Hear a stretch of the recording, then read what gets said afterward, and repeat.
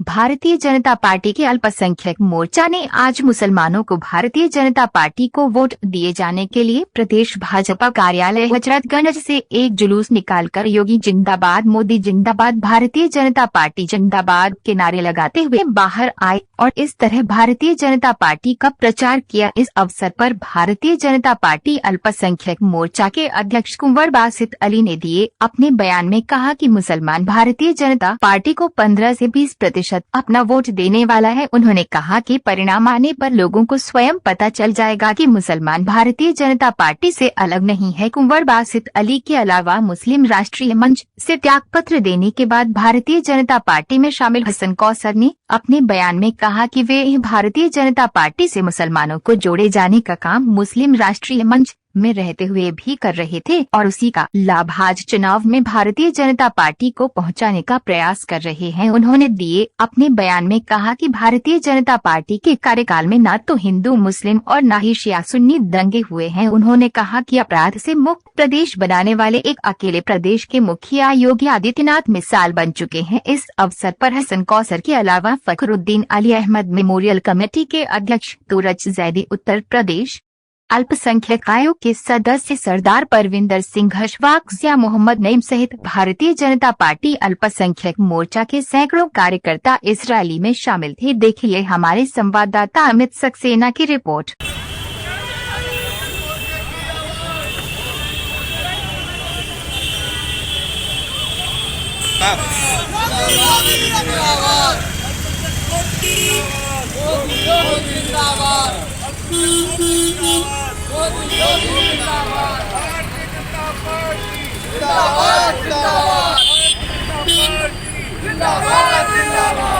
वैसे ये बताइए, भारतीय जनता पार्टी अल्पसंख्यक मोर्चा उत्तर प्रदेश से आप क्या संदेश देना चाहते हैं मुसलमानों को?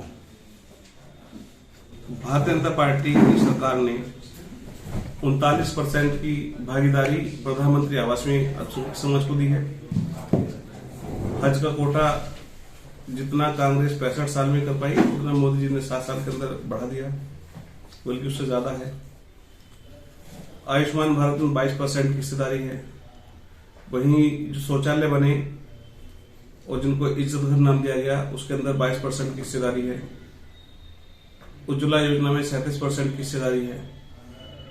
तो संदेश तो यही है कि भारतीय जनता पार्टी ने सबका साथ, सबका विकास और सबके विश्वास के साथ समग्र रूप से बिना जात पात देखे, मजहब देखे सबका विकास किया है, सबको योजना में भागीदारी दी है। आज समय वोट का है तो ये तो मुसलमानों को चुनना है कि वो दंगों की सियासत चुनते हैं, विकास की सियासत चुनते हैं, वो राष्ट्रवाद के साथ जाते हैं या जातिवाद के साथ जाते हैं। और आज मुसलमान को ही तय करना है कि वो किसके साथ जाएगा।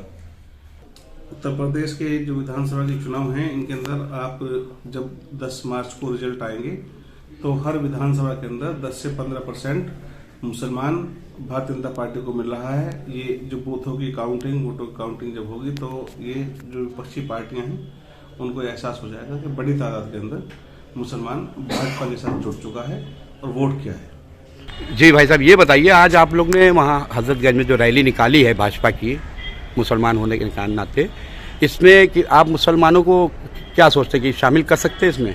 देखिए, मुसलमानों को 2014 और 2017 के इलेक्शन के बाद से भारतीय जनता पार्टी ने, नरेंद्र मोदी जी ने और योगी जी ने पूरी तरीके से सुविधाएं उपलब्ध कराई हैं।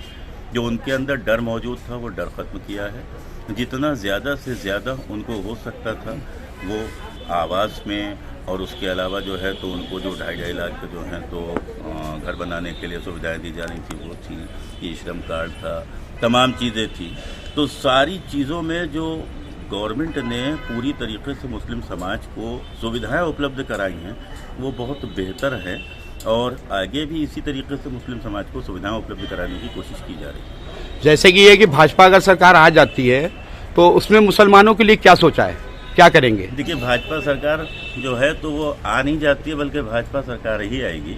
और मुसलमानों के लिए जब जो है 2014 और 2017 में साथ नहीं दिया, विरोध किया, तब तो इतनी सुविधाएं उपलब्ध कराई गई हैं। अगर इस बार मुस्लिम समाज पूरी तरीके से भारतीय जनता पार्टी के साथ जो है तो मिलजुल के काम करता है और देश के लिए और अपने जो है तो विकास के लिए काम करता है, तो हम ये समझते हैं कि भविष्य में इससे बेहतर जो है तो मुसलमानों को मौका नहीं मिलेगा अच्छे कामों के लिए, और उनको सारी सुविधाएं उपलब्ध कराई जाएंगी। जैसा कि सबका साथ सबका विकास का नारा शुरू से लेकर चला जा रहा था, तो उससे बहुत फायदे होंगे।